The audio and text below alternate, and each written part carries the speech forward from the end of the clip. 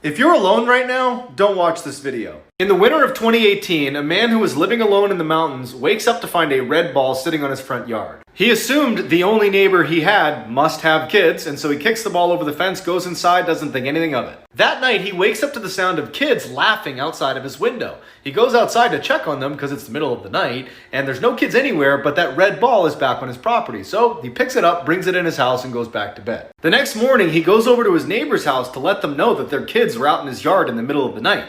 But it turns out his neighbor is just some old man who lives alone, and there aren't any kids anywhere in the area. That night, he wakes up again to the sound of kids on his property, and when he looks outside, there's no kids, but that red ball is back on his property. Panicked, he runs downstairs to make sure the one he brought in is still inside, and it's gone. He checked every window and door, and everything was still locked. It didn't make any sense. He decides to look out the window one more time, and off in the distance is some weird, stiff figure watching him.